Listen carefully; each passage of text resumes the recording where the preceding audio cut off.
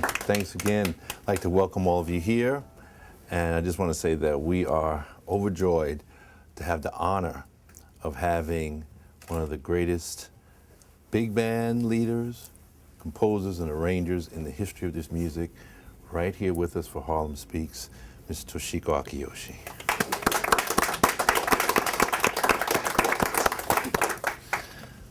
Okay.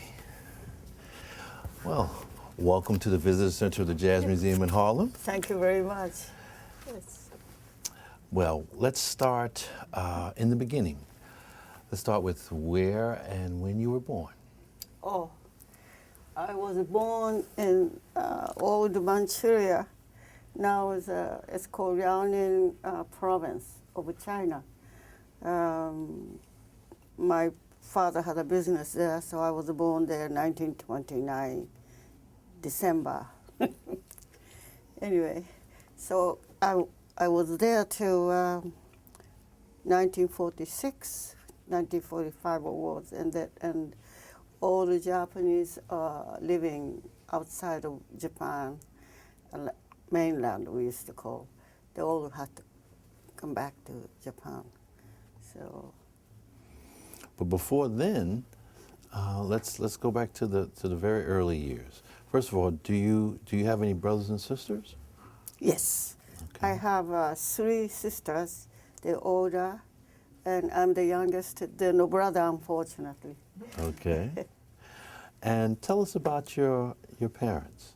My parents? Yes. My father had a steel mill and export-import business. So my mother didn't do anything. It's a great support of my father, I think. And raised you and your raised sisters. us. I mean, she was what they call, we used to call Sparta. It's very strict. Okay. Sometimes I used to think, maybe I'm not the real child.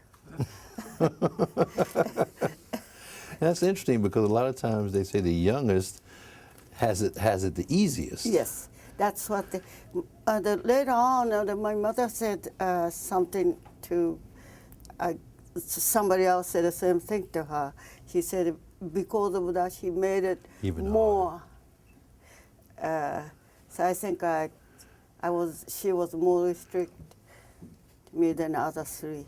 Oh, interesting. Okay. All right. So were either of your parents musically inclined? My father is, I have to say, because my father was a student of it's NOH, which is men's performing art. Women can have parade, but this is basically men's art. And all days, this was considered as a privilege to basically samurai and an upper class, like the one who served for emperor. And those people's sort of art to, I guess, acquire. And my father was pretty good at it, I guess. So that, and he became very interested in playing. This is the drum called Suzumi. It's go like this. It's actually accompany dance and. Now, I'm sorry. Is no an art form that incorporates dance and drumming and? What no is basically the singing and dance. Dance is, I don't even know if that's the right words because it's a very slow movement. Okay. Very, very slow movement, and they usually, nowadays it became art form, so usually the main character always has a mask. But it's a very slow move. Okay. And the music is company. The one has flute and so on. And then the singer, they usually sings, but they usually the story. Okay. This story, the most, I think, a traditional no place story is more like not really happened. How you call? Some ghost came, you know, A legend or a yes, myth. Yes, some sort of. It's not a real story. Okay. That's Or fiction. It's fiction. kind of yes. Right. Okay. And did he practice a lot at home? Yes. Okay. He did. Okay. He did. Took it very So I seriously. must say, artistically, I think he was oriented. My mother, on the other hand, I don't think she has a very good ear. I think I inherited my mother's ear. I don't have a very good ear, but I make up for it with You sure all other have. stuff. You sure have. So, the type of music that you heard at home, Yes. of course, your father, he played, he practiced. Yes. Did you actually go to see him perform? It was, even though it was all men performing, could. Oh no, that was his hobby. He was a businessman. No, right. Yes, but that was a hobby, his hobby. So never perform in front of a public. No. There was, yes. I see. I Yes. thought he was a part of the troupe. No. Oh, I see. No, he was actually what do you call, headquarters.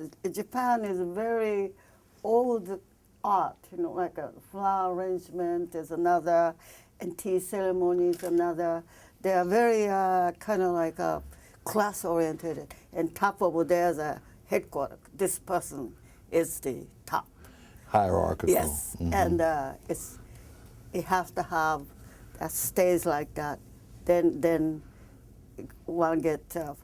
I don't think it's called diploma. I don't really know what you call, but to be right to teach another, the kind of license or whatever it is, qualification certification. they get at a very restricted like this, and the top part, Iemoto we call, and his son was who is going to be the next Iemoto.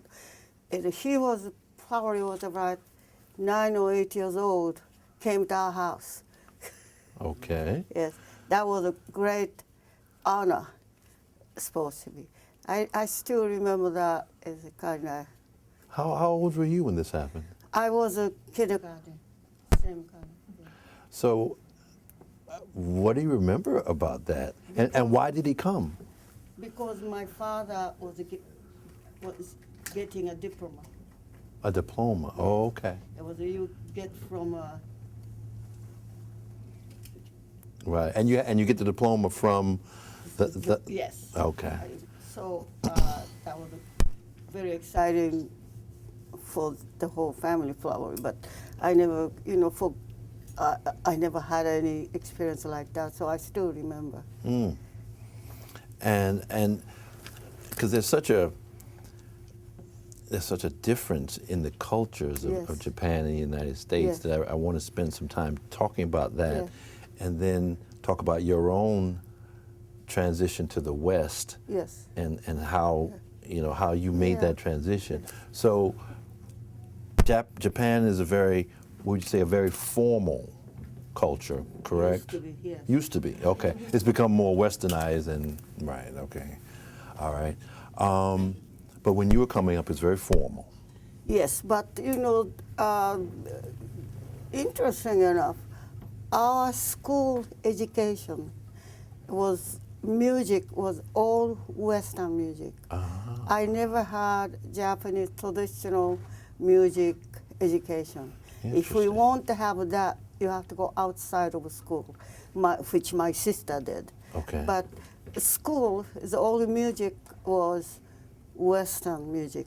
I learned there was a Faulkner's music. There wasn't a part of our schools. Whose music? It was a Faulkner, was the name? Or Wagner? No, the American. Faulkner, the novelist. He's not a other person. Who wrote? Gershwin? No. I think it's probably European Excuse me. classical. Yeah, Probably I'm a mixed up. The people who wrote Home on the Range, or people like Oh, Stephen Foster. Faulkner. Stephen Foster? Forster, yes. Excuse me. Oh, not Faulkner. I got it. know Okay. the start with F. Okay, right. Thank you. Yes, sorry. We have a very Yes. educated audience here, so you don't have to worry about it. They'll help along. Okay. So So you had there- Stephen Foster. Yes. Interesting. And some German reads, we call those some light reads written by Schubert. All those are the our music classes material. Never, also Japanese early, but the Western melody Okay. written by Japanese. Okay. And why would you say it was like that? I mean, is it because the folk music of Japan was such a part of? No, as a matter of fact, it wasn't. Folk music never was a part of a main education, part of education. It's always, as far as the music is, I think that comes from Meiji era, when we have a sort of like cultural, social revolution, so to speak. Is that before- MEIJJ? Meiji? Yes, MEIJI, Meiji. Meiji. Okay. Yes. Before that, we had a Shogun Edo era. Then have a kind of sort of a civil revolution where the emperor became direct involved in. In other words, the shogun was destroyed, who was 300 years. They are the one controlled Japan, but the emperor was always been figurehead. So this Meiji emperor. That time, we have so many, roughly speaking, education system came from England. Oh. And culture, kind of like drinking a coffee, what have you. Things like come from France. And it's all the things, the clothes has changed and so on. Everything became westernized because the Japanese government felt that Japan was way behind as far as compared to the world, the education, what have you. So they employed their system. So everything became westernized in a very short time. So I think that's probably why the schools, music education too, everything was. When did the Meiji period begin? Meiji period, let's say, I have to go back from now. It's a Meiji period lasted 45 years, and then the next emperor is only 15 years, so that's 60 years. Then after Showa, I think maybe it was a 120, the present emperor, and maybe about 125, 130 years ago, beginning. Okay. Yeah. Interesting. Very interesting. So, according to your story, it was around the age of 6 that you started taking to the piano. Can you Yes. tell us how that came about? Yes, our school, grammar school, that is, our school always had at the end of a semester. In Japan is a semester, we have a 3 semester. Okay. Here is, I guess, 2. So end of a semester, they'll always have a kind of sort of a festivity, have a music and dance kind of the concerts, so if you will, and maybe sports also.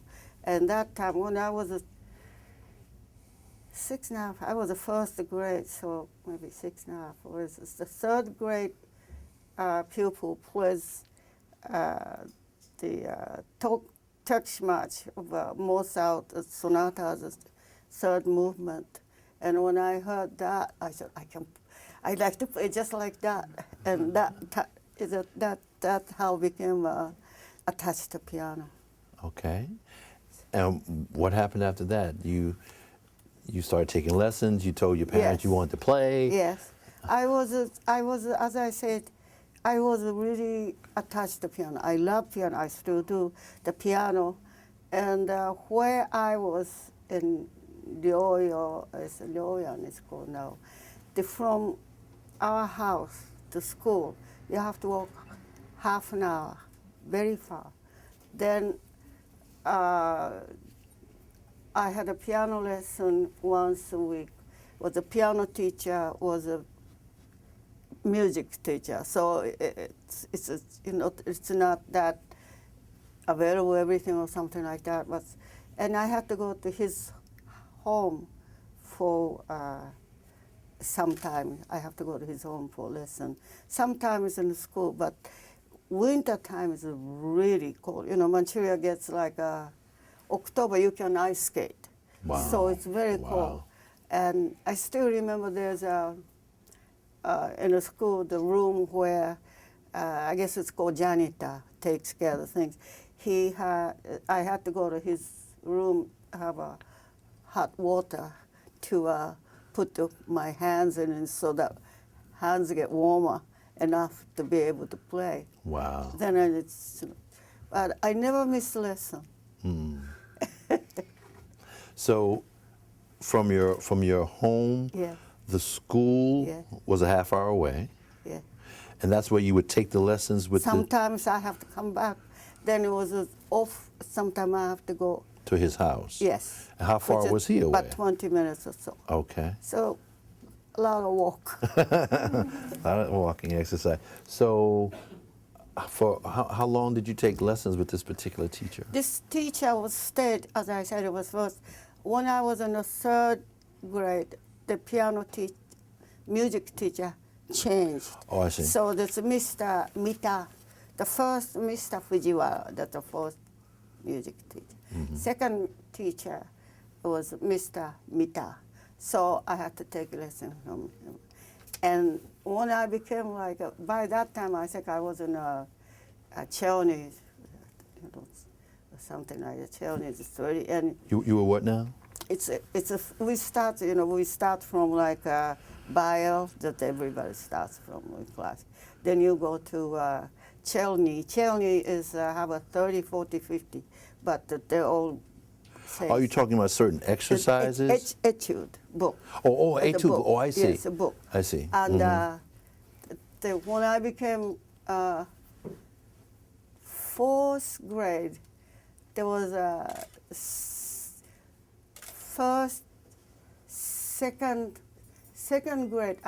There was 2 years younger than I. So there's a second. It was a very cute little girl, came from other city, and she was already playing, and she played better than I. That really depressed me. I'm sorry, go ahead. No, Mr. Mita would say, see? He would say, see what she does? So, yes. But that motivated you too, probably, right? I think maybe, I don't know, but I always practice, and then I was following teachers that they gave me that much homework, and then that's what I do, and then that much homework, and that's what I do. But she was really good. So since you loved the piano and you were motivated to play, did your mom, your disciplinary mom, did she have to? No. No, because you drove yourself. One thing's about she has to remind me that I have time for me to go to school, because I couldn't get off from piano. Wow. And it was so, she always said, time to go to school, time to go to school. Okay, okay. So I was really, I wish I would like that now. I think it paid off. Wouldn't you agree? Yes. Oh, yeah. I think it paid off. So, at what stage? Okay, so you're taking lessons, you're playing etudes, you've totally immersed yourself in the piano. So, did you play before you went to school? When you came back home, how many hours would you say you practice a day? Probably, I'm not quite sure. Before going to school is probably, I have to get up and Sure. have a blah, blah, blah. So not that much, maybe But- half an hour or something. But to come back and so on, probably about, I would say somewhere around 3 hours, I would think. Because I had to go to bed. My mother was very strict. I really wanted to go out and play. She wouldn't let me do that. So maybe 3 hours, I would say. I would, So, go to school, yes. at what point, excuse me for interrupting, at what point would you say that you started feeling that you were getting good? No, I never felt that way at all. When I was became to high school, war started when I was in 6th grade. World War Then- II. Yes, and when I was in 3rd grade, there was a 3rd year of high school. It was just a 4-year high school, and a 3rd year, they were things got very tough, and we student has to go to sew uniform, soldier's uniform. Okay, Or right. things like that. And You had to go to work. Also, they came to, if anybody wants to be a nurse, army nurse. And I'm kind of like, well, there's war, and then if I can do anything for the country, I should do. I think I should go become a nurse. So my mother, I know my parents will be totally against it. So I just went to my mother, said, my father said, okay. And I went to my father, I said, and my mother said, okay. How old were you then? I was 14 and a half, maybe going 15, maybe 15. So I have always a problem because I was born in December. So I have, the people think I'm 80, but I'm not 80 yet. Okay. Okay. Okay. So I think that's what it was. Then we were, Did you? yes, Okay. we were shipped. Wow. We were shipped to, from that time, the school was in a place called Darien nowadays. There was a beautiful city, was originally built by Russia. And By who? Russian. Oh, by Russia. Russia. And the place where we were shipped was is very much almost to the border of China and Manchuria those days, way west and southwest, where it's a big army hospital.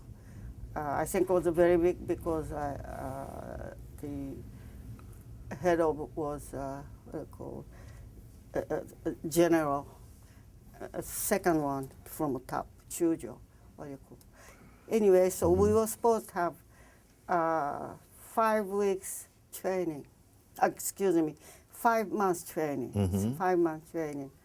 And the few of others and so on. And by the time when it's about to finish and ship out to the front line, war was ended. Good. Okay. All right. Wow. I know, everybody's sort of like, actually, Lou always put me, he always talk about this fact, I can't stand the sight of a blood.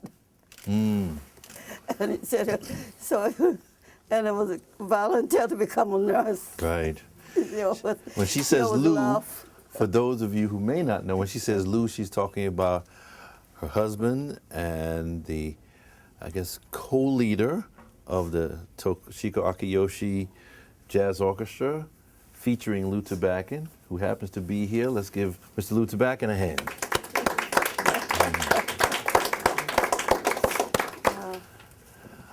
So, your parents didn't give you a hard time? Did they try to, even though you told your mom that your dad said it's okay, yes, and vice versa? Well, that was it. And I just went with others. And my father came to see me one time along with my one of my sisters. Mm-hmm. Came to see me to how I'm doing, I guess. But after the war, I was mentioning earlier, I'm the youngest one, mm-hmm, and if you know anything about the Japanese custom, the father is very unhappy you don't have a son, because I'm the one was the next Akiyoshi. Mm-hmm. So we are all girl. So for example, my oldest sister when she married, her husband changed the name to Akiyoshi because otherwise we won't have Akiyoshi. Wow. So things like that. And okay, so when finished, my parents really wanted me to become, since I went to North School, maybe that's have something to do with it, wanted to become a doctor. Oh. And well, war was ended, as you know, is August 15 there for maybe 14 here. Mm-hmm. And 1945. Yes, mm-hmm, and we were back in Japan in 46 summer, July. Mm-hmm. And see, Japan is the school starts in spring, here is September. But so I had to wait till March. I didn't really mind that my parents wanted me to go to medicine, school for medicine. I didn't mind it. It's okay. But when I came back, my parents lost all assets. So I couldn't, I couldn't, in other words, my parents could not buy a piano for me. And we settled, and my parents, where they come from, is a nearby place called Beppu City. Beppu is a famous hot spring place. Okay. And this is, as I said, a 46 summer. And I think something to do because of hot springs, their American camps were there. And a lot of Beppu is a small city, it still is, but it was swarmed with American soldiers. Well, I still remember they looked so tall. and there was many dance hall. Ah. As you know, I guess Army have classes, officers club, right, right. Then they have to have a Japanese dance hall, because those days American cannot come to the Japanese hall. Japanese could not go to American, so there's separation there. Right. Therefore, many dance halls. Mm-hmm. But the Beppu is, as I mentioned, very small city. Right. There wasn't that many musicians. Okay. So when I was walking, I saw the sign on the windows, the pianist wanted. So I went in, and the young man came up, and he says, "Can you play piano?" I said, "Yes, I can." He said, "Okay, come tomorrow. You're hired." I think, as I said, because there wasn't many musicians. Right. And it was, I think, it was the one that I was hired. It was for Japanese dance hall, and as a group was, I think it was a 5-piece. The leader was the violin player. He's an elderly person. Probably was ex-Navy band, something. Mm-hmm. And it was violin, accordion, alto saxophone, drum, and piano. It's a very abstract Ensemble, yeah, wow. anyway, so I looked to see music as have a chord changes. I never seen in my life because of the classical music.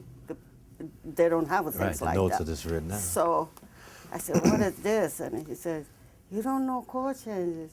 I said, "No." I said, "Oh my God!" And he said, "You play piano." This is before. So I didn't have any music. I played the Beethoven Sonata No. 3. I just da da da da da da da, and he said, "Oh, she can play piano," and so you can just go. You just play. Tomorrow I show you, teach you changes. So that evening I go buncha buncha buncha. I can hear things, so I got by buncha, and I think the group was probably pretty bad. But I thought that was a jazz. So I thought, oh my God, so I'm not musical, but I could use the piano in afternoon because it was open all the evening. Okay. So that was, but the second night my parents found out. I was just going to say, you were only, what, 16? Yes, I was I 16 asked you about years your old. parents, right. And because I'm coming home late. So second night found out my father furious because the traditionally Japanese, like a middle class family, the girls are not supposed to work to go to marry someone. They're not, so first of all, that's one too. I mean, dance hall, dance hall. I mean, Yeah. I guess the evening, and she's gonna be a what you call At the club or the dance hall. Wow. So my father got really upset and got really mad at me. But my mother said, well, we can't furnish her piano, and she loves to play, and so maybe she can do till the school time comes, which will be March. Okay. And another things I think was the salary was 1,000 yen, which is 1 month's salary. It was 1,000 yen. 1,000 yen? Yen. Uh-huh. And that was a lot of money those days. Okay. And when the people, Japanese people overseas came back to Japan, the currency changed, and government will only give each individual 1,000 yen piece. So our case was my parents and 4 children, so the 6,000 yen. That's what it was, and 1,000. And I still remember there was food was it's scarcity. It's you can't have everything, and it was sort of like we call almost rice ball. Mm-hmm. It was by black market. It was 1 yen. 1 yen 1 yen. for okay. Yes. So you can tell that's 1,000 yen, and it was. I think that was also helpful, but so maybe that also is a small factor. That was yes. that your parents, you were contributing to the household. Yes. So there was. I think that was a small factor. okay. But by the time when Christmas time came and November, so on, they got used to. I didn't say anything. I kept the job. Okay. But it is important things, and it's a lucky for me. I think it is that I was hired in Japanese dance hall, not for American. The reason I say that because the Japanese man, I saw him last year also. He's still alive and well. He's probably about 86 by now. Young man who's a jazz record collector. The same man who hired you. The one who hired you? No. I'm sorry. One hired me is the owner of the dance hall. Okay. This man has nothing to do with anything like that, but he's Oh. a jazz collector. Uh-huh. And later I found out he's a graduate of Keio University, which is one of those Ivy League. Anyway, quite many those days young so-called elite, college students, they became interested in jazz and they kind of collected records. They're all 78. Right. 78. How'd you meet him? I didn't know, but because This is someone that you said you saw recently. yes, Who was I saw. 86? Okay. I'm sorry, I'm That's okay. I'm segue That's to okay. this and that. But his name is Mr. Fukui, and he noticed my playing, and he invited me over at the house, and he said, "You should listen to this." And when he played Teddy Wilson's Sweet Loren, and that's when He played Teddy Wilson doing Sweet Loren. Sweet Loren. How old were you? I was 16. And as I started July, immediately, maybe it was August, I started at the dance hall, but shortly after that. So when I heard that, I said, I'd like to play just like that. And so that was the beginning. Wow. And I think it was, in a way, it was something, it's just a lot of luck is involved with this happened, that happened, that. I think I was lucky that I was hired a Japanese dancer. I was lucky that he played Teddy Wilson's record. And because I really don't think, this is a hypothetical, because I don't think he had a record yet. This is, I think, so this is a 46. If the Monk had a record, he played the Monk, I don't think I could get with it. Okay. No. Okay. Because Okay. Yes. That's interesting. Well, you say luck. Some might say blessing. Some might say destiny, because I mean the way you laid out the story of how you came to first love the piano, and then the question is, how does a young lady was born in Manchuria, and then there's this other what's the name of the town? Beppu. Yes, Beppu. Okay. Yes. See, that's good for the archive.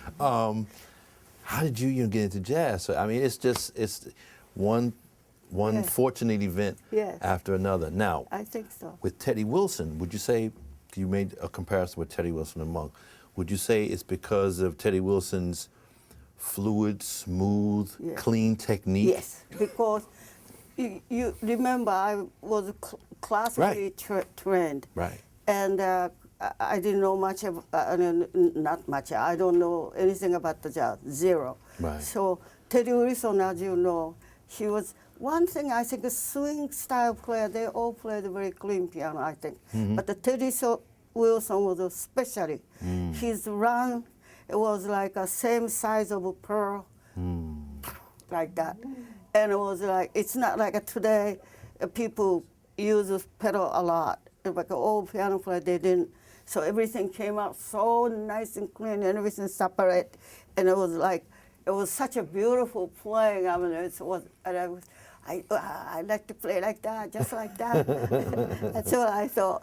And I met Teddy Wilson, and a couple of times I had a talk with him. Did you told him about? Of course. Yes. He was very pleased. But Wow. yes. So from there, what was the progression from there? Yes. Listening to more records? Yes. Okay. So there is nothing. But Mr. Fukui had records. So I go. Mr. Fukui? Fukui. Fukui. Can you spell that off? Yes. Fukui. Okay. Yes. Fukui. And I copy and try to play. Okay, you would listen and transcribe. Yes. Okay. Then I got the job in Fukuoka, which is a tip of Kyushu Island. Beppu is a little bit east-south of Kyushu Island. And the band working at the plant of Fukuoka Officers Club in Fukuoka, the band leader, somehow they came and he wanted me to join this. So I went, and they have to come to convince my parents that it's fine, it's okay, blah, blah, we take care watch of over, her, blah, right, blah, blah. right. So when I went to Fukuoka, Mr. Fukui sent me it's a How to Play Jazz Piano book.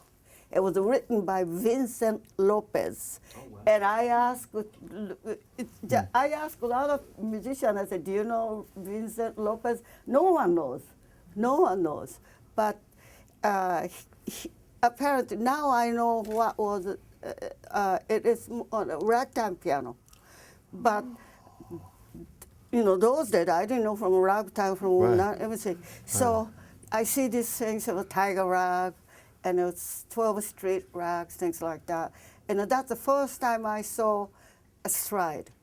And I didn't, you know, before that I was going like this. So stride, and it was written, say, first one, you play, I don't have a tenth, I have to go like that, but the tenth, and the tenth, the third beat you play single. That's the way it's written. The first beat you play octave, third beat you play single. And so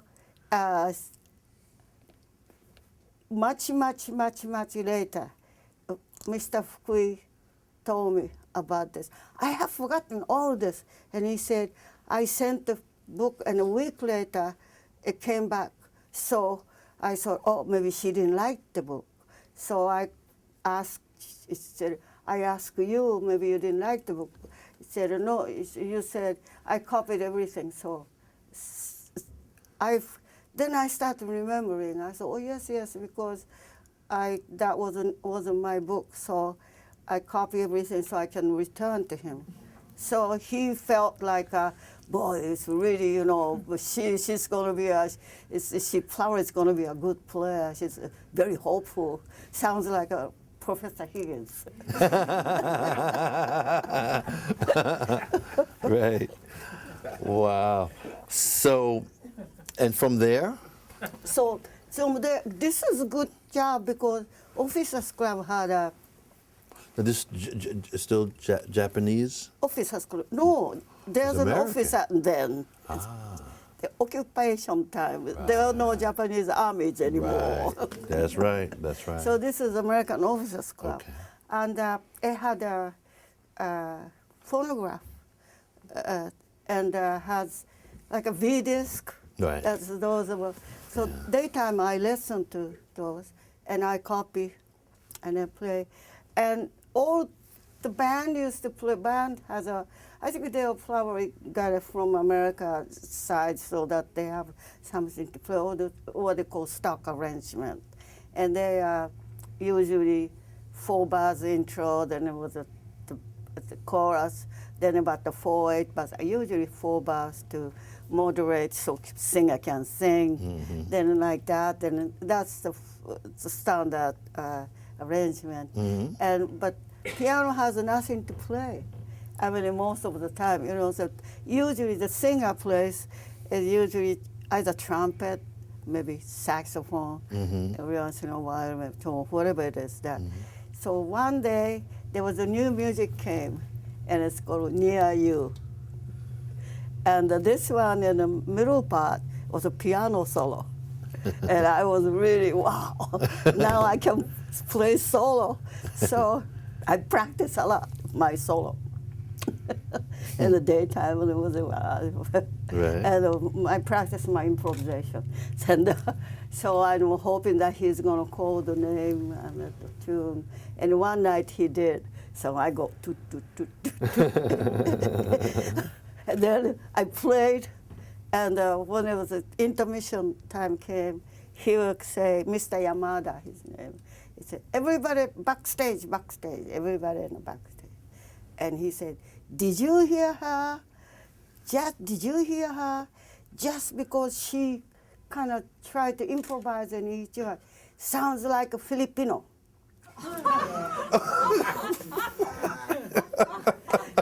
Those days, it was a Filipino musician has a much more sense of jazz than a Japanese. So there was a compliment. Of course. Yes. Okay. And it was it's always because Filipinos, you know, they've been under the colonized by America for many, many years. Right, so right.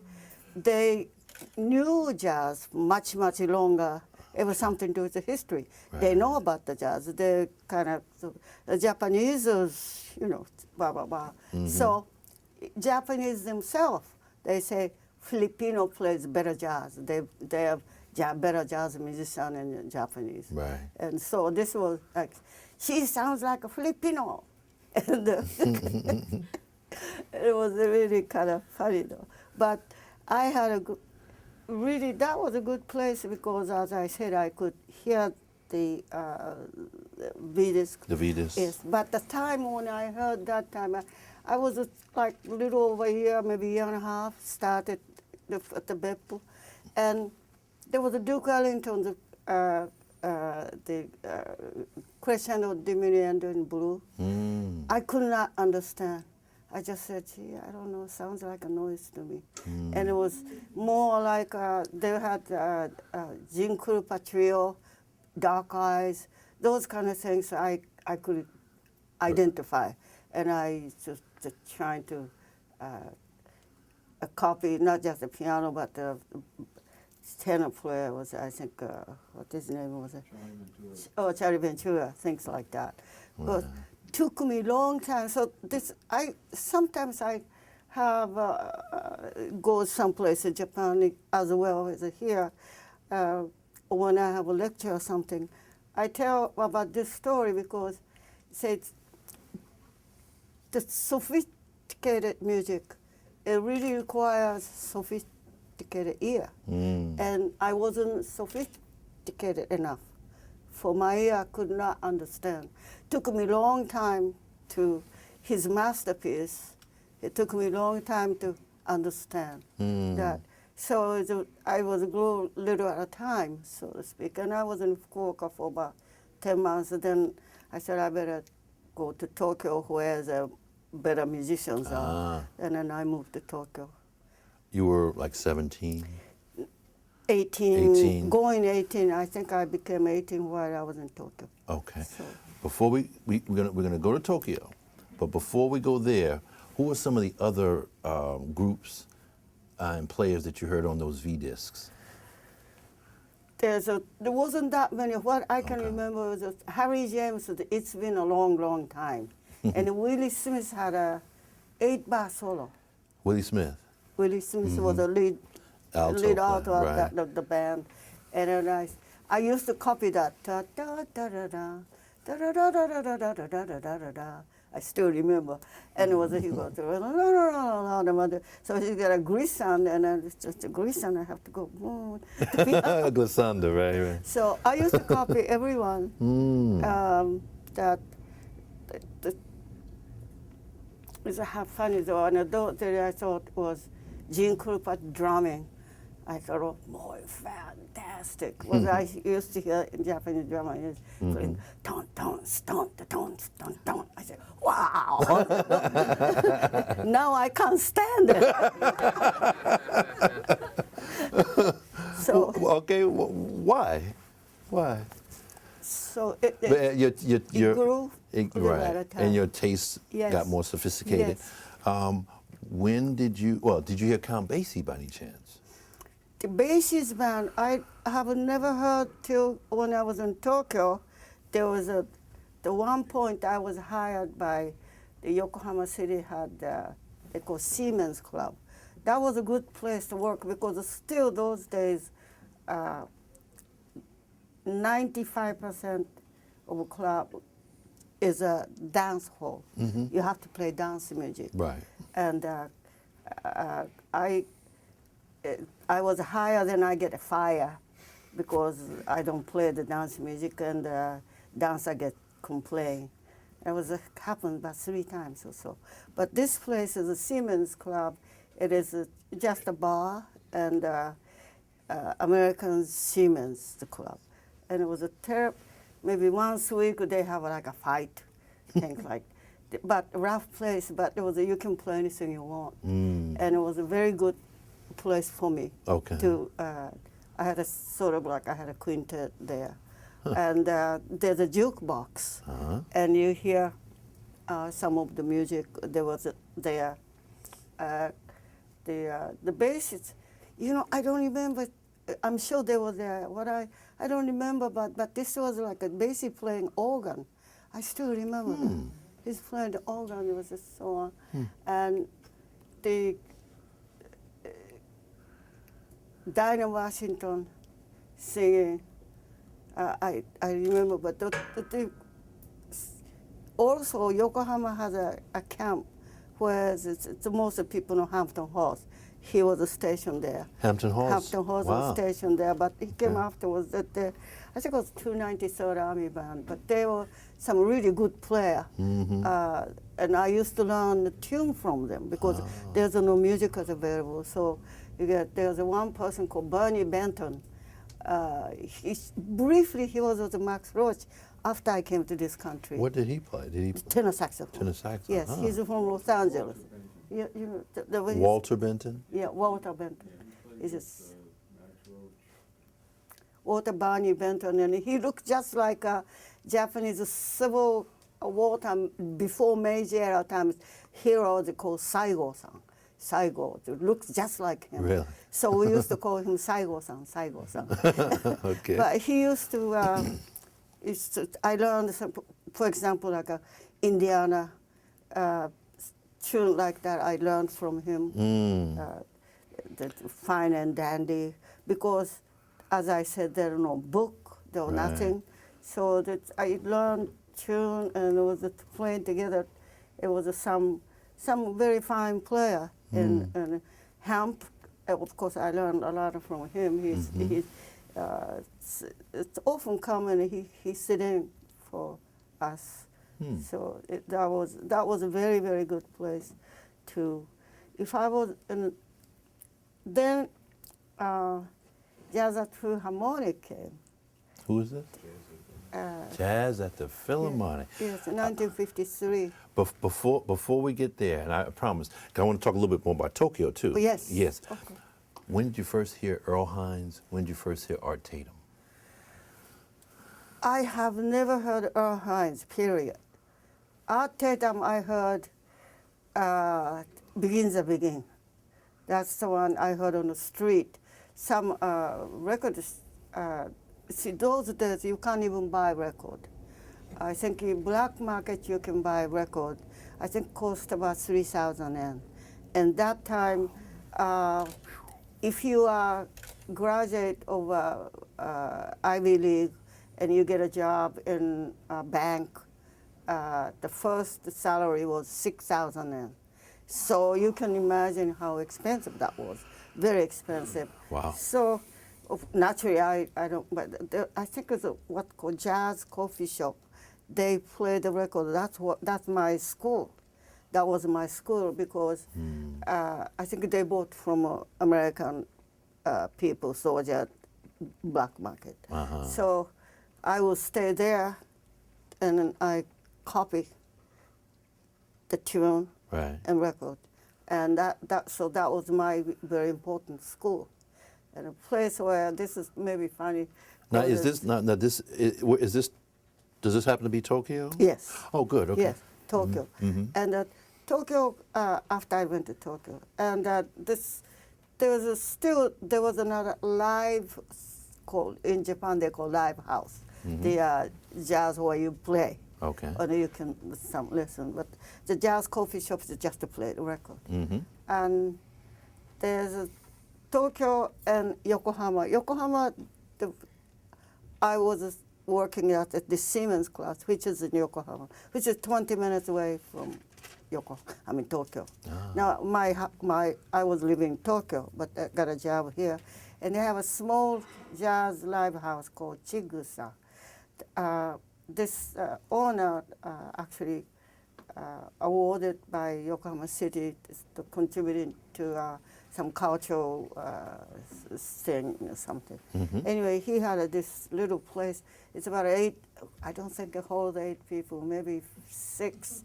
It would be and he was sitting there, and then I always listen to and it's an LP. And sometimes most of the time I can't really copy everything. So I said, sorry, could you play that place again? And he said, yes, and he did that. So he has quite many records, I believe. I didn't ask, but this LP that probably made a dent, just because I asked. It's a CD, you don't make a dent. Right. But I wore his record certain place a little more. I think, but that was a very important place. It was a school to learn the tune, get familiar with jazz language, and then the most of the time, I guess everybody knows it most. There was my mentor, Bud Powell. It was Bud Powell. I probably listened to every record he ever made. And you first heard Bud Powell in the jazz? Okay. No, the first time I heard about Powell was there was the radio called Armed Forces Radio Service, and they had a jazz program, and there was a Body and Soul. It was so beautiful, sounds of it. So I called the station. I forgot the disc jockey, and he also played the piano. And I said, oh, Bud Powell. So that's the first time I heard his name. And after that, I will listen to his record. And he was, this is something I didn't know till, as you know, several years ago, there was his box was released in the States. I don't remember the record company. His box set? Yes, box set. And there's a very thick liner note. And inside, he was classically trained. I didn't know that. Yes. And he found the jazz label. He found the jazz afterwards. And he had an incredible technique, but I think everybody, I'm sure, agreed the fact that he's the first pianist came out from a horn. All the pianists came from Artem, the piano line, that's the one, Oscar Peterson, blah, blah, blah. But Powell came out from Charlie Parker, I think. I think everybody agreed that. So he probably is the first bebop player. To adapt bebop to the piano. He's a very early one, and because it was a 10-inch, it was not long solo. And you hear, if it's a tempo, you hear Charlie Parker. So he came from there. Did you, I know they used to have, when you could slow down the records, you could play them at a slower speed. Did you ever do that? No, I have never done that. Okay. Yeah, I first of all, I didn't have the record. Right. Right, so you couldn't do it. No. Okay. Yeah. Yeah. Yeah, right, slowing it down. Oh, man. He's going to have to change the tape very soon. Yes. But maybe we can get one more. So Bud Powell blew you away. Yes. Did you hear Art Tatum before Bud Powell? Yes. But as I said, this was a record. Right. And it was the only thing I heard was this, Begins Up Here. And I was thinking, my God, it was such a great technique. And I still remember it was a left hand go da da da da da da da da da da da da da da da da da da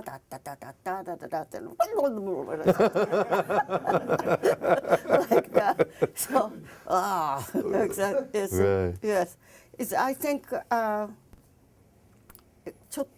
sorry, it was a jump, but when I was discovered by Oscar Peterson's suggestion, one of my first recording in 1953, after that, Norman Granz sent me all the Art Tatum recording that was recorded for his company. Right. And I listened to everything, but there's something that I said, wow, fantastic. Or somebody like this was Bud Powell. But also, Art Tatum, I still, his masterpiece is Elegy. That's Oscar Peterson used to play. Same thing he said it was he used to play. And then Ray Brown used to kid him and said, hey, Oscar, there's this artist here. He said, oh. And one day he's going, it's too many times, so they says, hey, Oscar is an artist. Oh, yeah, of course. He said, it's really, really. And he looked at it, there's Artem was there. And Artem was really there. Yes. And what I understand, he said, Oscar, I heard you. Something like that. Right, wow. But so yeah. Art Tatum, he this incredible technique, Yeah. but Parra was the one who yeah. captured your heart. He's my mentor. Right, Yeah. right, okay. Well, we're going to change the tape here. We're going to take a break, and then we're going to fast forward. Since we've spent quite a bit of time in the early, we're going to fast forward. Okay. And I'd like you all to show your appreciation for Ms. Toshiko Akiyoshi. Welcome back to part 2 of our interview with Toshiko Akiyoshi, who is, among other things, a 2007 NEA Jazz Master.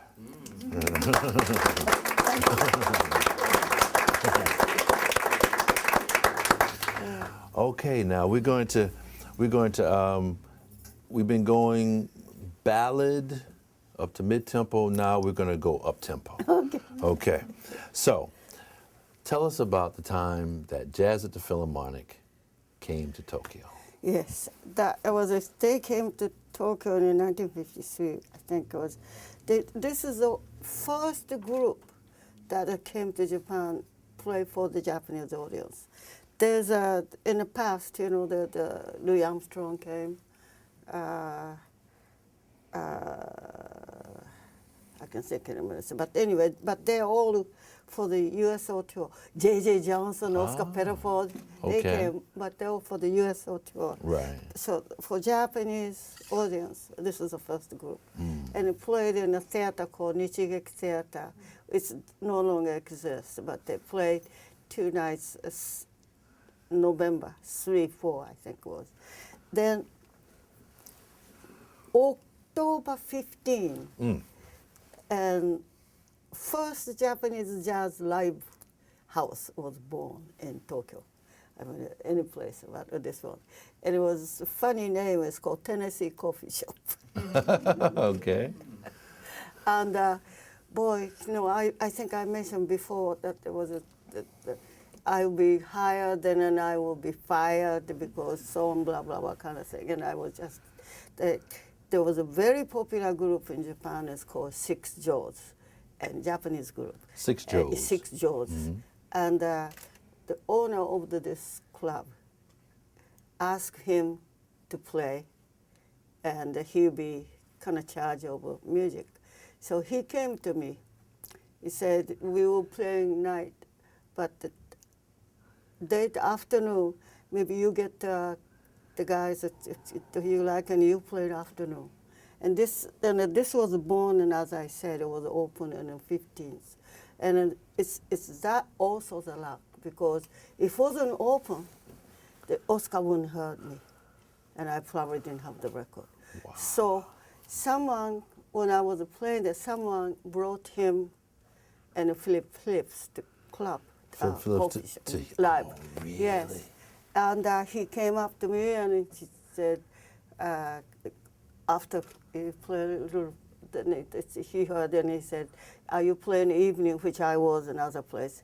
And he came after his concert. He came and he listened a little some more, and he actually sat in and played too.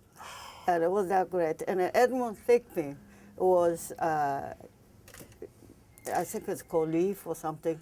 Ed Thigpen on drums? Uh-huh. He was in the Korean War time, and he was drafted. And he was in Japan for vacation or whatever it's called. And he was there also. Right. And so Oscar told me to come to hotel tomorrow, 3 o'clock. So I went over there. And now, I take it you knew who Oscar Peterson was. Of course. Of course. Of course. Of course. I also copied his record. Right. I couldn't play halfway though. But anyway, so I went there and then he told Norman Granz to record me.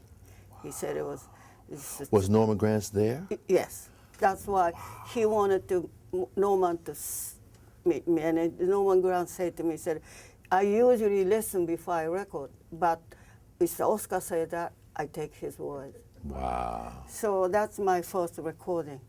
So it's everything like a little luck or the chance. If that wasn't there, I won't, So somehow it was a lot of luck is involved, I think. Okay. And this came out in States. The record came out in the States? Yes. Okay. And I remember downbeats, this too.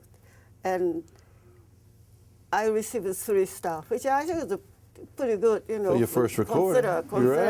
Consider a cover got 5 stars. Right. It was a very interesting cover. And in those days, I think was much more charm because the usually company has one artist draw cover. So you could, no one has this particular person to draw. So you can recognize just by cover. Also, I think all this, you can read the liner note before you buy. Now you can't. Right. You have to buy first. Yeah, right. So a lot of things changed. But that brought me to this country. Okay. So on your first recording, what was you have an ensemble or just No, it was trio? It was a quartet. Quartet. Because Norman said, I give you, because Oscar never used the drum, as you know. So I had a drummer. J.C. Hurd was the drummer. Oh my goodness. So Ray Brown and Herb Ellis. On your first recording? Yes, my first record. J.C. Hurd. Wow. Yes. And he was very interesting in a sense. The Norman, he would tell you how many choruses to play. He would tell you how many Yes, choruses? like this is 6 choruses you play. And I think his idea, if I'm going to record this, that's it. So if you see the Oscar Peterson trio, the very few solo you hear from Ray or Herb Ellis. Same thing was like Ray Brown and Herb Ellis and so on, but they didn't have any solo. I'm the only one playing. Wow. That's why he recorded. And there was one tune is called Going with the Wind. I used to play in ballad. He didn't like the ballad, and he said up tempo, a little more medium bounce or so on. Things like that. Okay. Yes. Tell us a little more about Norman Granz. What kind of person was Norman Granz? What was your experience with him? I don't really know because that's the only time I met him, and I was like this. Okay. So, but I think he was, one thing is he didn't like the organized music ensemble. As you know, the JTP, they're nothing but just a jam session. Right. Everything. He liked it loose. Yes, he likes individual improvisation. Okay. So that's why he did not have like just because you have a five horn plays, held together, things like that. They didn't have anything like that. So only one had any kind of ensemble was Oscar Peterson trio, because he had a trio. And that's the first time I heard kind of sort of arranged stuff. And it was really impressed me. But there was everything was, I think Norman is right in a sense. The fact there was everybody, me included, each individual player's solo improvisation. That's where most interest, most important part of jazz for playing, I think. Right. So I think that's what he did. Okay. I don't really know jazz at Philharmonic playing any kind of ensemble. Okay. Do you? So tell us about when you came to the States. So I got this scholarship from Berkeley School of Music. I think the record was some degree, those days, the Japanese to play jazz, it was still kind of oddity. American would say, really, really, like that. And for the girl, Right, on top it of was it. on top of that. Right. That was like a really, so I think school, that time school was about 340 students or so, small school. I think Mr. Barker was, I think, looking for somewhere to advertise school.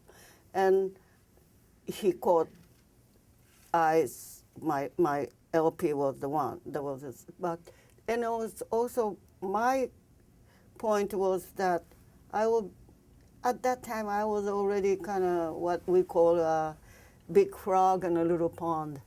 and you know, jazz, as you know, is it's a social art. If you have a better player, surrounded by better player, you become better player. Right. So I would start thinking about all these people that I'm listening to record and then I'm copying and so on. If I can play with them, that would be great. Right. So I think needed for, in those days you could not just come. You have to have student, they call F visa, student visa or business visa, something. Right. Have to have an invitation from America. Okay. Otherwise you couldn't come. Right. So I was lucky enough to get that because of, I think it's because of that recording. And it was the Pan American #1. It was a 4 engine. and it was not that many people in, and it was now that they go flight attendant, they were much more nicer.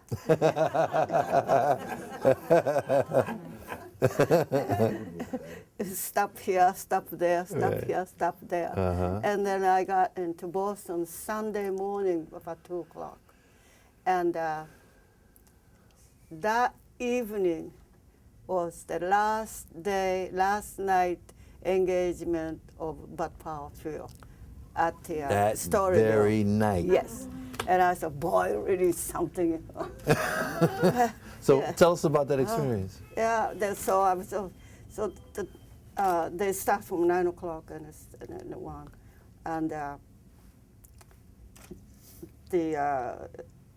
Edmund Thigpen was a drummer at that. So I knew him. So we got there and he looked at it. So he want me to sit in.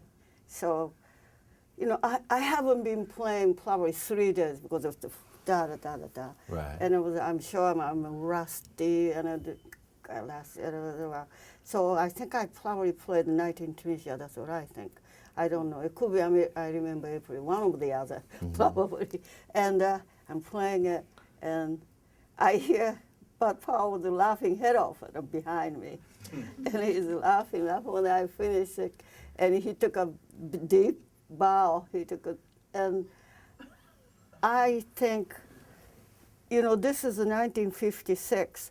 The only group came to Japan, and it was a Jazz at Philharmonic.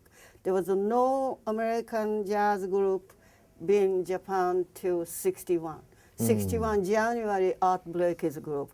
This was the beginning, and but in between, there was nothing. And it was, as you know, probably most of people know that if you are a jazz fan, the Bud Powell had a very, very unhappy life. Yeah. He was unfortunate. He was like, I think it was 21 years old. Somebody put him in the side by mistake and have a electric shock and things like that. Right. And I mean, he was all through his life. He was very, very unfortunate. And meanwhile, he wrote so many compositions so that it was, I don't know one like him. Anyway, so So he bowed to you. yes, and also he bowed. I think it was because if He you, recognized. yeah, He recognized he himself. recognized the fact that I am influenced by Him. obviously. Right. So that pleased him a lot, I'm Right. sure. Right. And but he left the United States in 1958. But before that, it was some reason we always bump in the same place because there were a lot of clubs, you know, like Right. when I'm playing at the Showboat, here at the Bandbox. Wow. It's at the round corner. Right. And It's just, when I was at the Hickory House at 58, when he was in Birdland, he always come to listen to me. And I would like to think that because it was a comfort him, because I think, I go listen, especially those days, I go listen to everyone because I want to learn something. So he come to listen to me not because he want to learn, but I think comfort him with the fact that Japan, and especially those, somewhere far away, Right. it's really far away, and Right. obviously this girl was influenced by me, and I think that comforted him. So I think he came to, and he had a bodyguard, so to speak, and soon he knows where to come to look for, because sometimes forget to go back. Oh my goodness, Yes. right. So I have nothing but a fond memory. And when I was the first time got job in 1964 in Paris, he had a tuberculosis, and he was a sanitary under care of Frenchman named Francis Poudre. Probably everybody knows it. He has written a book called Dance of Infidel. Based on the life of Bob Yes, Powell. but about him, Right. and an experience with Francis, I guess. And that I learned that was Oscar Goodstein, who is a Birdland's manager at that time. He was a Bob Powell's manager, which I didn't know that. And Oscar Goodstein hired me quite often with a trio. And those days, as you know, they have two groups. Right. So obviously, I'm not a front line, but there was a bassist band and sometimes Miles group and me, Wow. things like that. Then Right. I kind of suspected maybe because Bud left, and those days, especially, I was still heavily influenced and plays like Bud. So maybe it kind of reminded him of Bud. Okay. Maybe I don't know, but Right. that that pay my rent. So, but it's really. So, in you went from Boston, okay. Now, I like to know at what point did you meet Mr. Tobacco? Oh, that's much later. Much later? Yes, and when I was in Boston, when I came to this country, it was like an unheard of kind of situation. Right, so right. I thought, well, if I learn something, whatever I learn, I have to go home, and then I have to give to the fellow musician. Oh. But when So you had in your mind that you were going to go back? Yes. But when I kind of finally finished it at 3.5 years, I didn't realize that. I started thinking, I said, what did I learn? And I didn't think I learned anything. And I thought, I can't go back now. And then I moved to New York. And so I moved to New York in 59. In 59? Yes. And I met Lou in 67. I was just paying a rent and so on. In 56 and in 66, 10 years. We Japanese always, the New Year's Day, you're always introspective. You think about what happened in last year, Okay. So I was thinking, what did I do 10 years and I haven't done anything. I still trying to pay rent, and I thought maybe I have a concert, and maybe I do. People may notice. If the people notice, maybe I get more job. So it took me 1 year to prepare. So I had a town hall, I had a concert, and because of that reason, I had a solo, trio, and after intermission with a big band, and I wrote 5 tunes for this big band. Wow. So this was in 66. And the New York Times gave me a very, very good review. John Wilson was the writer. But What was his name? John Wilson. Oh, John Wilson. Yes, Yeah. yes, Yeah. But I didn't get any more job. Oh. It was Okay. still paying around it Right. like that. Right. Yes. And that's when, 67, when I was just doing it, Clark Terry had a band. And he was working every weekend at the Half Note original half note with the spring, you know, that's on the spring. Mm-hmm. And there was a pianist, was Don Friedman. But the Don used to have another job, so they asked me to sub. And so I said, well, it might be interesting just reading the music. So I go there, I sat down, and if anybody know half note, it is the band is on an up bar, and the room was a separate here, there. And it was usually rhythm section this side. Whole band is kind of like a spread this way. Okay. Anyway, so I think it was the first thing was the D-flat blues. I have to play, then Clark played it, then I hear tenor player.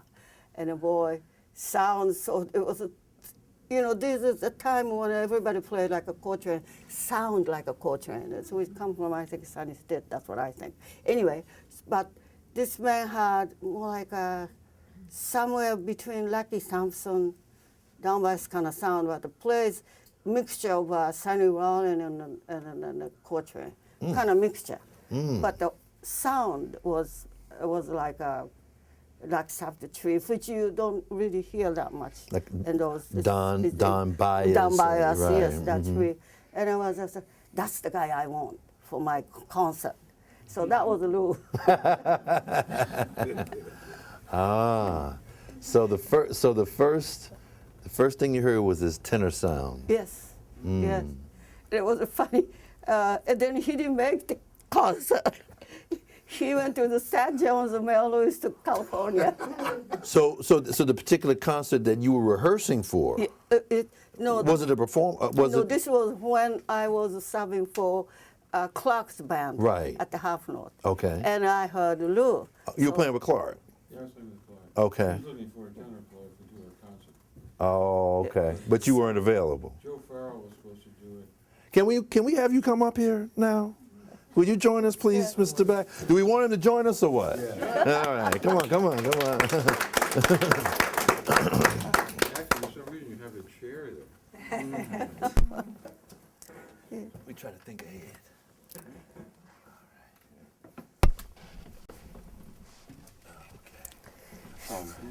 Yeah.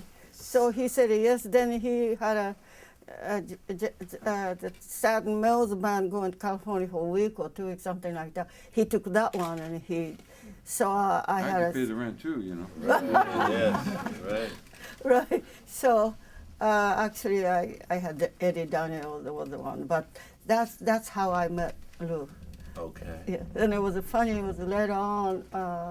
I had concert at the Hartford Jazz Society, and they wanted me to bring a home player too.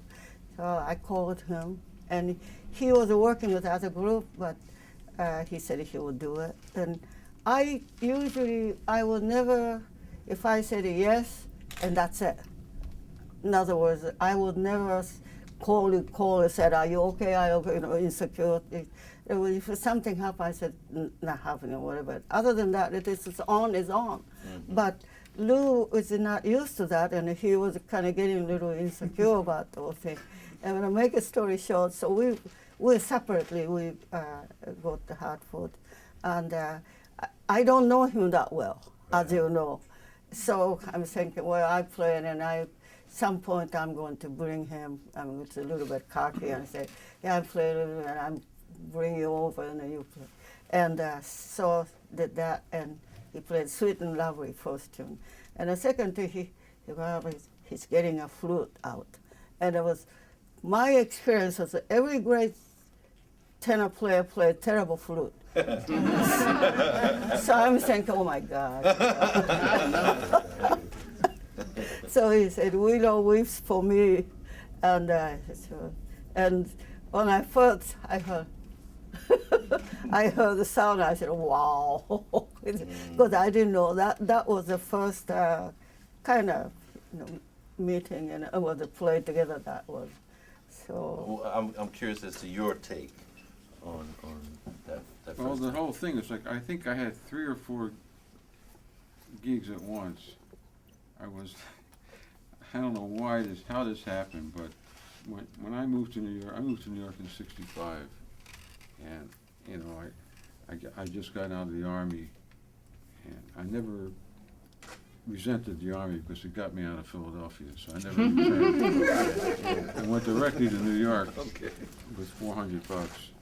And so, anyway, I don't want to get too complicated. By the way, we're going to have you Yeah.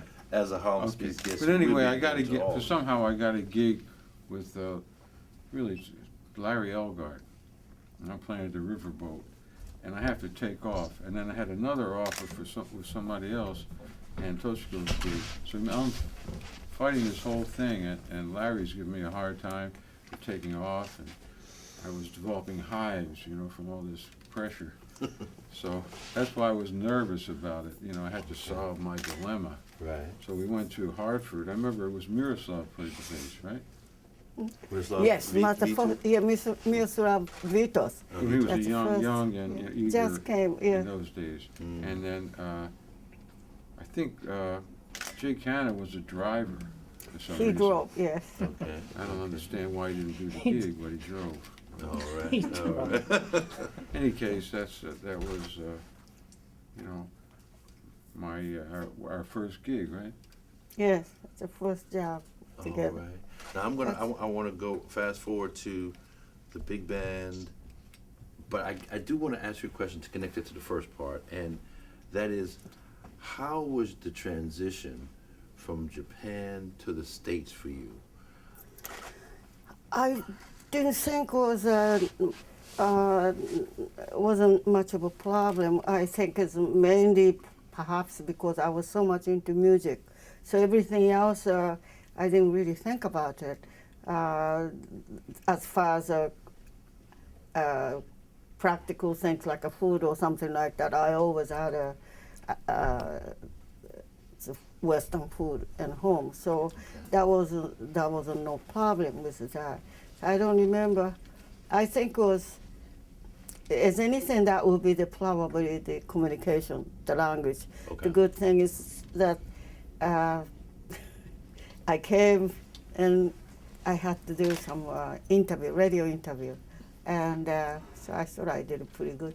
So I moved to New York maybe about 7 or 8 years later, and I'm playing at the Storyville, have the same radio interview. The man asked me, he said, "Do you remember this room?" I said, "No." He said, "This room, the first time you came to Boston, this was the room, and I was the announced interview." So, and he said, "Your English improved so much." He said, "The first one, we didn't know what you were saying." And they put the tape faster, slower. But couldn't understand, so couldn't use it. Oh, while you were in Boston, did you had any dealings with George Wein? Did Roy Haynes? So that time Roy Haynes was working with Sarah Vaughan. Yes. So he came back shortly after though, but he was with Sarah, I believe 5 years or so.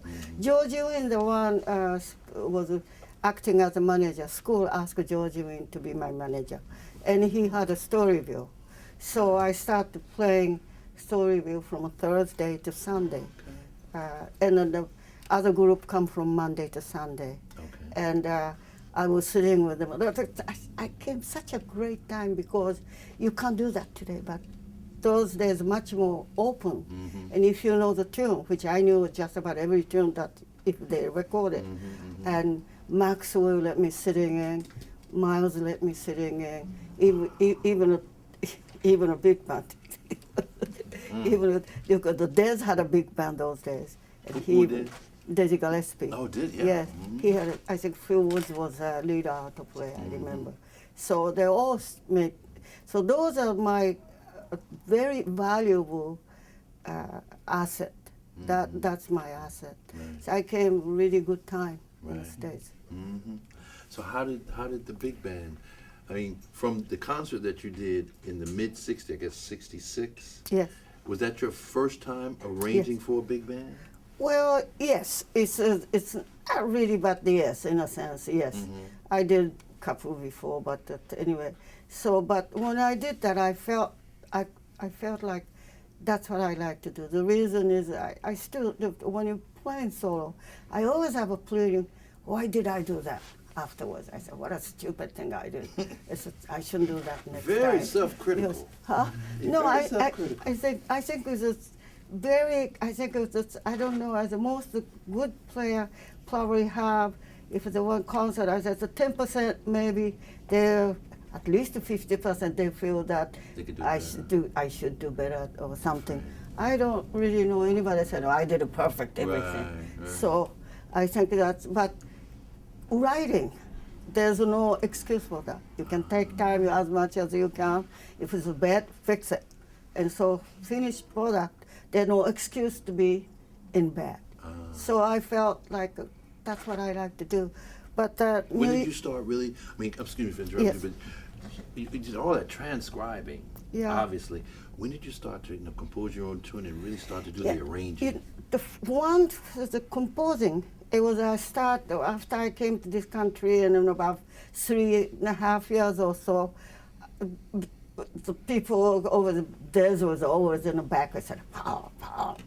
Everybody was, oh, she's about power, she's about power, she's about power. That's what Dizzy was And saying. so I started thinking, I think I have to find my own idiosyncrasy.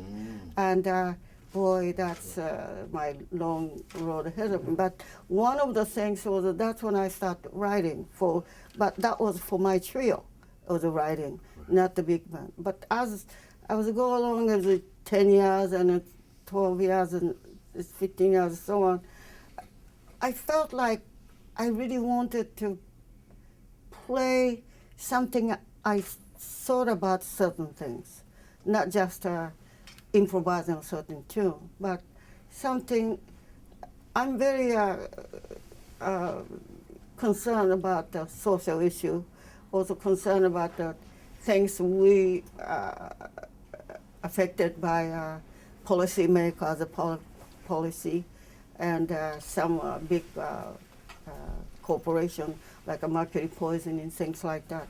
So I really wanted to express that's what I think about this, or things like that. It was the other day, it was the same, 2007, the singer Jimmy Smith, he also received the judgment.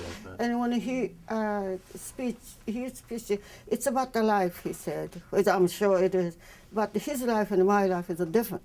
And but when he said that, that's true, it is about the life. But my life, it is about the life when I'm observing certain things.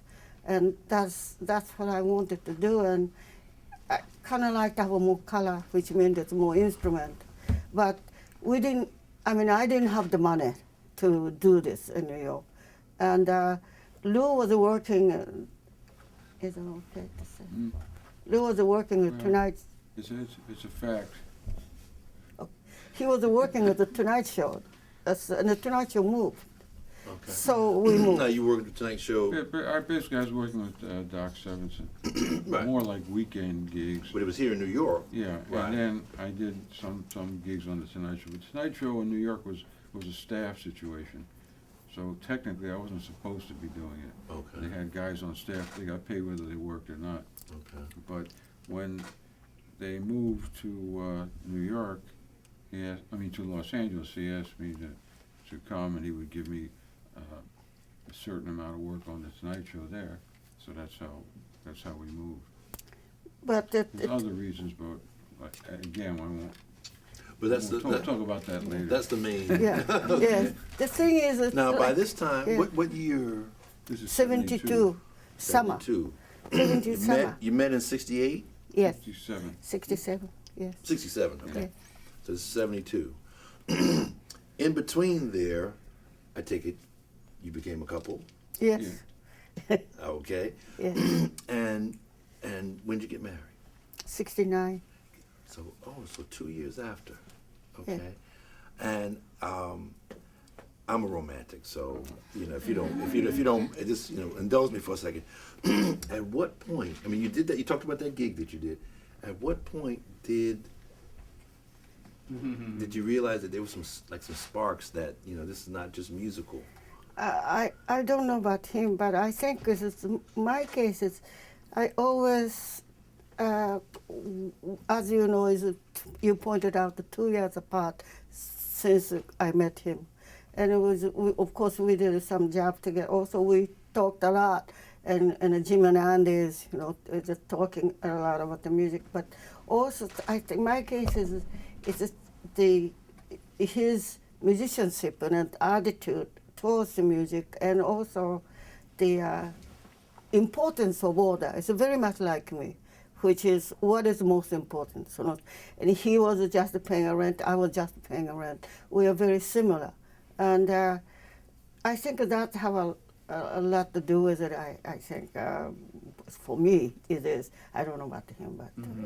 So for you, Mr. Tabaki? Oh, yeah, well, no, I think she said we had, we started, we actually had a rehearsal quartet, believe it or not.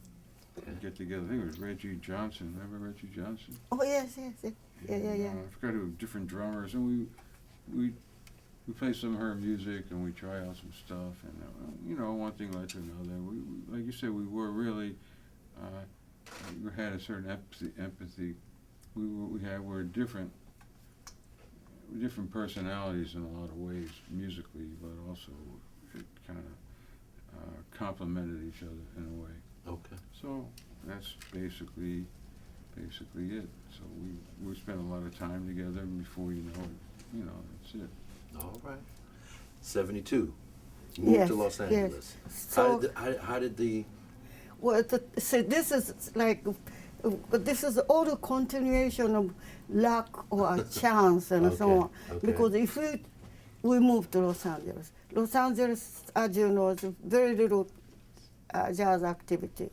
Ham was living in at that time, and the first thing I called him, he was very unhappy. The fact there was no place, it was like that basically studio scene, and it was so Lou got very bored with it, and he the union had 5 rehearsal rooms. The New York Union didn't have any. We didn't have our own place. We had Roseland Ballroom was the New York Union at that time. Yes. So one day, I think that's probably tryout for most film writer, something like that. So he came back one day and he said, you can get the studio for 50 cents for 2 hours and 45 minutes. And 50 cents, 50 pennies. Are you serious? Yes. Wow. Now it's $5. Yeah, inflation. But it was 50 cents, and he said, I know you have some music, so I get the guy together, so maybe play your music, do something. I think he wanted to be... And she wasn't doing anything at the time. No, I wasn't doing That's right, anything. yeah. I decided, first of all, I actually going to quit. I didn't think I did anything. No one was going to miss me if I played. But we moved in July, and John Lewis was at that time music director at the Monterey. Who was it? John Lewis. John Lewis, John Lewis. Yes, Modern Jazz Quartet. Wow. And Jimmy Lyons, who is a producer, Right. he called me, he said, John wants you to be part of a piano playhouse. And Monterey is always September, so the weekend. And that stopped me from quitting. So there was but I wasn't doing any, as he said, I wasn't doing anything. But anyway, he felt, if he didn't say that, I wouldn't be writing. So everything about, if he was perfectly happy with playing Tonight Show and then take a nap or whatever it is, but I won't be writing because he was so frustrated, so he wanted to do something big. So that's how it started the band. Right. And it was 1973 March, and it was 10:15. Everybody goes 10:15 in the morning to a room. And it was every Wednesday morning, and that's how the band was started. And no one thinking we're going to be a working band. Okay, now I got to say that it's difficult because there's so much more to cover. So as Loren says, sometimes we're going to have you back. And I think what we can do is I want to have you, and then maybe you could come up at a certain point, you know. Of course, but anytime. I really would be remiss if I didn't give some of the folks here in the audience a chance to make a comment, ask a question. It's your turn. So, would you like to ask a question or make a comment to? What are you doing now? Oh, Yeah. To jump ahead. no, I play. Yeah. When a big band, I don't usually play solo because if I play solo, I take out somebody else's spot. You know, jazz musicians, their happiest time is the day have a solo. So, so consequently, I have a very, I stopped. Then I started thinking when in 2000 when I got that offer, the JFK asked me to play solo concert, and that time I thought I should get back to play. So I thought I have a 30 years and maybe good time to quit. So 2003, I disbanded and mainly I play solo most of the time. So I like to play trio, but the offers are usually solo. And I guess it's okay because that's I wanted to play piano. So I play a lot of piano now. Yes. You started your arranging while on the coast in Los Angeles. Who was your favorite arranger before you started arranging? I never listened. First of all, I still don't actually. I don't like a big band as a rule. The Duke goes to the exception because his music is totally exception. I think it was. I never really studied anybody's music, you know, the orchestration and so on, because that wasn't my interest. Interest maybe lie there. I think it was, of course, not to mention it's my favorite would be Duke. I asked that. I like Frank Foster's music. You know, I like Frank Foster. His About Gerald writing. Wilson, Huh? when you were on the coast with Gerald Wilson? Gerald out Wilson? I don't know much about the Gerald Wilson. You know, we were. I only know one or two music. So, but I know a few Frank Foster's music. Okay. And every time there was a Clark had so many different people's music. So one to another, blah blah blah. So every time I think, oh boy, this is really I like this one. It's always Frank Foster's music. So, unfortunately, he doesn't play anymore. But no. Anyone else? Speaking of Philadelphia, Philadelphia, Bud Powell, you know, was he actually beat down by the Philadelphia police? Yeah. Yeah, and that's how he got into Yeah, the infamous Philadelphia police. Yes. Yeah. I heard about that. He was supposed to be police was questioning Monk, and it was about it was Right. you know they banged him ahead. Yeah. And this kind of but that is I don't. Before that, when he was 21 years old, he was put into asylum Yeah. by mistake. So that beginning, that's not so good. No. Because And, Monk had electroshock as well. yes, it's just Monk. Kenny Clark Well, is supposed to say. He's supposed to say, "Oh yeah, those days I understand. So no one played the Monk's music except Bob Powell." And it was Kenny Clark supposed to say, "Oh yeah, you're right. Monk wrote the music for Bob," which I think is not true. Okay, no. You mentioned Monk early in the interview. Yes. And you said if you had heard Monk instead of Yes. Teddy Wilson. Yes. Now, at what point did you really get hip to Monk?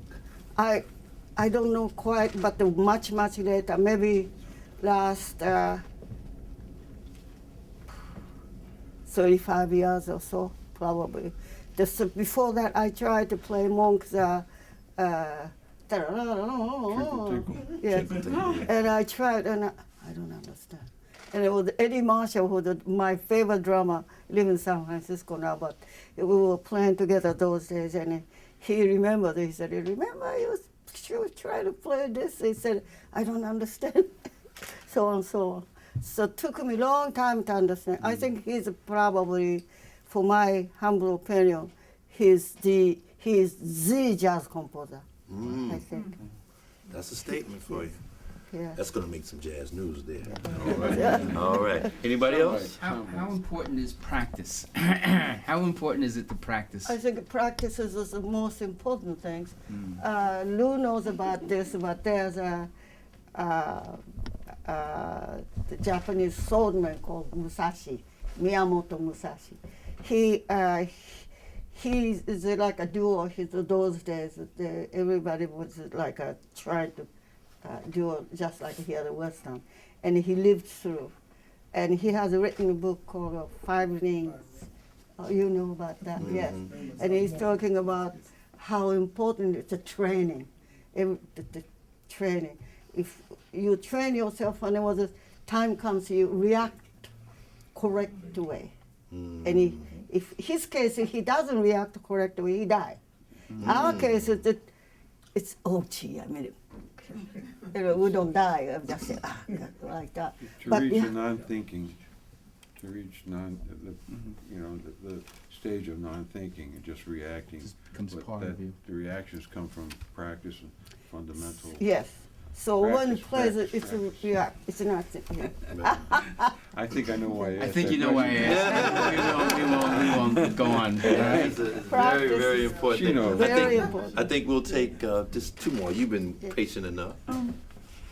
When you were playing in the clubs after the war, the military clubs and all, were you the only Japanese woman jazz Oh no, player at that time? no. Um, There was a couple others. But Women? weren't you pretty Woman. rare? You're talking about in Japan. In Yes, Japan. yes. As a matter of fact, one person was. I went to school together in Manchuria. Oh. She was also she was trained classically. Did she come to Berkeley too? No, unfortunately, I know two, but unfortunately, those times the player never really got, to. I don't think they may be highly motivated. Maybe they didn't go to the coffee shops and listen to all the Well, records. Right. Um, Good point.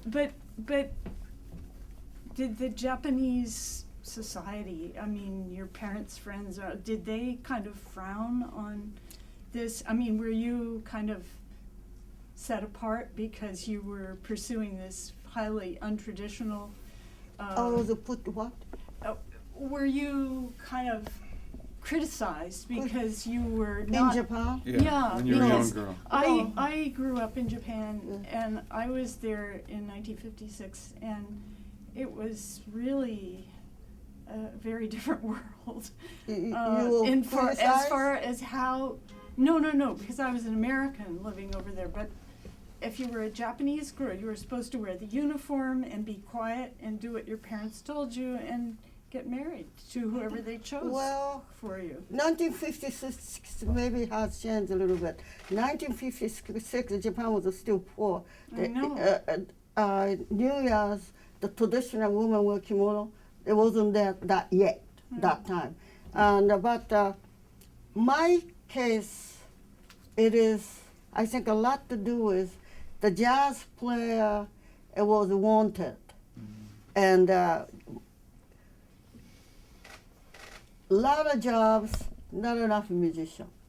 So But didn't it take a lot of just gumption for you to go no. do this very individualistic sort of thing? Well, she No. was you were following your bliss, right? You were following your passion, right? I mean, this is what Yes, you wanted to do. I was. so. That's what I wanted to do, and because of that, consequently, I practiced more than others. I spent more time, so I became better at it. And the man resented me, man musician, not to put me down, but then, and I really. To come to this country, I really thought because I'm not attractive, that's why men, they don't like me. And then I realized after I came, and I realized that they resented me because I was better than them. Aha. I think. Very bad thing Yeah. in any country. I'm gonna allow one more, but I gotta ask you this. Yes. What did your parents think of you becoming a professional jazz musician? As I said at the very beginning, my father furious. Right. And that was okay after a little while. So after that, it is not no problem with it. Also, one of the things was that before the war, the pretty much order of the house was sort of like intact. In other words, if the children go to school, they listen to teacher, you don't get into trouble. And the house is always, father was the center, the mother is a support the father, and it was the order was like that. And so it was authority lies on the father, and so on.